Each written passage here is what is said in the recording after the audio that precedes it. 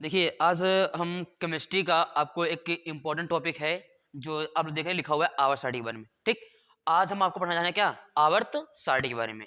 तो ध्यान दीजिए, आज हम इसमें आपको ये बताने वाले हैं कि आवर्त सारणी में आपके मुख्य बातें क्या होती हैं। ठीक, यानी कि आवर्त सारणी में कि जितने भी आपके टॉपिक हैं, मेन टॉपिक, उनको समझा देते हैं और आगे हम अगले वीडियो में आपको क्या बताएंगे, आपको बताएंगे उसमें आपके इलेक्ट्रॉनिक विन्यास। ठीक, तो देखिए आवर्त सारणी, तो सबसे पहले आपको बताते हैं कि आवर्त सारणी में जो आपके मेन बिंदु हैं वो आपके क्या होते हैं, सुन लीजिए।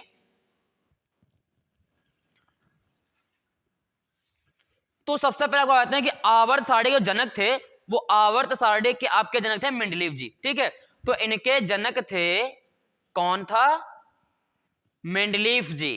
ठीक, आपका सबसे जो एक मेन पॉइंट होगा आपका रहता है, कभी पूछ देता है कि मेंडलीव जी, ठीक है, या फिर यह पूछ देता है कि आवर्त सारणी का जनक कौन था।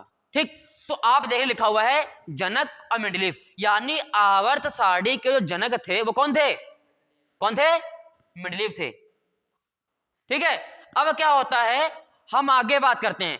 तो आप समझ गए ना, जनक कौन होगा इसका, मेंडलीव। ठीक, उसके बाद आपका मेन बात आती है, इसमें क्या होती है, जो आवर्त सारणी होती है, आवर्त सारणी में कुल 7 आवर्त होते हैं। कितने आवर्त होते हैं, 7 आवर्त। तो यहां पे हम ले सकते हैं आवर्त आवर्त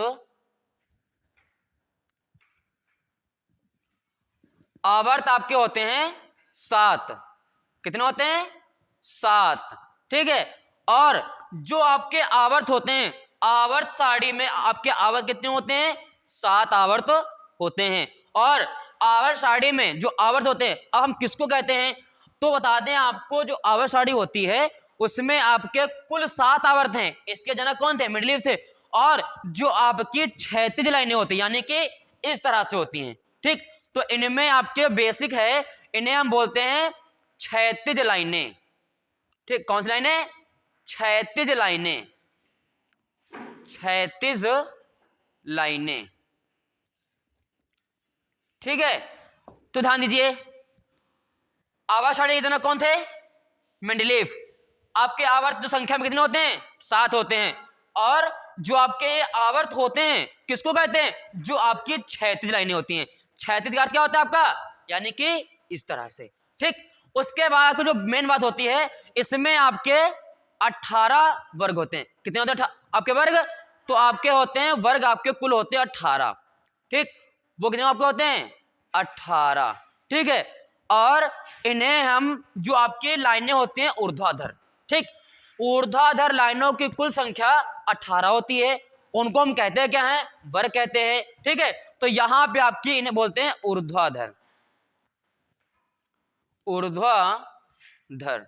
ठीक, तो अब एक क्वेश्चन पूछ देता है कि ये बताइए कि आवर्त सारणी में ऊर्ध्वाधर लाइनों को क्या कहते हैं। ठीक, तो आप क्या कहेंगे, ऊर्ध्वाधर लाइनों को कहते हैं वर्ग कहते हैं। संख्या कितनी होती है, 18 होती है। ठीक, तो इतनी बात आपको समझ आई है, कुछ पूछना है किसी को, आ गया सबको। ठीक है, देखिए सिंपल सा मेन बात, आवर्त सारणी के आपके मेन पॉइंट्स बता रहे हैं कि इसमें आपको जो बेसिक होता है। ठीक, आवर्त सारणी के जनक कौन थे, मेंडलीव। आवर्त इसमें कितने होते हैं, आवर्त सारणी में 7 होते हैं। कौन सी लाइनें, क्षैतिज लाइनें। ठीक है, उसके बाद वर्ग कितने होते हैं, संख्या में 18 होते हैं। लाइनें कौन सी होती हैं, ऊर्ध्वाधर होती हैं, यानी कि खंबे की तरह ऐसे। आई बात समझ में। उसके बाद अब आते हैं, इसमें आपके ब्लॉक होते हैं 4, आपके ब्लॉक। ठीक है, ब्लॉक, ब्लॉक ये कितने आपके होते हैं, 4 होते हैं संख्या में। कौन कौन से होते हैं, आपका होता है एस, पी, डी और एफ। ठीक, ये आपके देखिए ब्लॉक आपके होते हैं 4, एस, पी, डी, एफ। ये आपके आवर्त सारणी में पूछेगा, क्वेश्चन पूछ सकता है कि ये बताइए कि आवर्त सारणी में कुल कितने ब्लॉक है, तो कितने कहोगे आप, 4। ठीक, नाम आपके एस, पी, डी और एफ, ये आपके होते हैं ब्लॉक। उसके बाद बात आती है आगे, तत्वों की संख्या, तत्वों की संख्या। ठीक है, तो आपको आता है कि इसमें जो आवर्त सारणी आपकी होती है इसमें तत्वों की कुल संख्या 118 है। कितनी है? 118। ठीक, तो इतनी बात समझ आई है। जनक कौन थे? मेंडलीव जी। आवर्त कितने होते हैं आपके? 7 होते हैं। ठीक, किनको कहते हैं? क्षैतिज लाइनों को आवर्त कहते हैं। संख्या आपकी 7 होती है। वर्ग आपके होते हैं 18। ठीक, जो आपकी ऊर्ध्वाधर लाइनें होती हैं। तो यहां हम लिख भी दें आपका, जिससे आपके कभी भूले ना, तो ऊर्ध्वाधर लाइनें, ठीक है, जिनको हम क्या कहते हैं? वर्ग कहते हैं। उसके बाद आपके ब्लॉक कितने होते हैं? ठीक है, तो आपका एस पी डी एफ ये आपके 4 ब्लॉक होते हैं। ठीक है, तो यहां पे लिख दें आपके 4।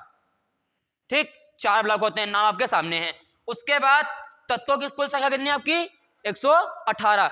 अब देखिए इसमें होता क्या है, ये जो आपके होते हैं इनकी आपके बेसिक ज्ञान है आवर्त सारणी के बारे में, ये आपका बेसिक ज्ञान होता है। ठीक है, अब यह बात आती है कि इसमें अक्रिय गैसें जो होती हैं, तो शून्य वर्ग जो आपका होता है इसमें आपकी अक्रिय गैसें रखी जाती हैं। ठीक, तो यहां हम लिख देंगे कि शून्य वर्ग, शून्य, ठीक है, या फिर ये आपका 18वां जो होता है, क्योंकि शून्य वर्ग को आपका लास्ट में आता है, उसे हम शून्य वर्ग कहते हैं। ठीक, इसमें रखी गई हैं अक्रिय गैसों को, इसमें अक्रिय गैसें रखी गई हैं, अक्रिय गैसें।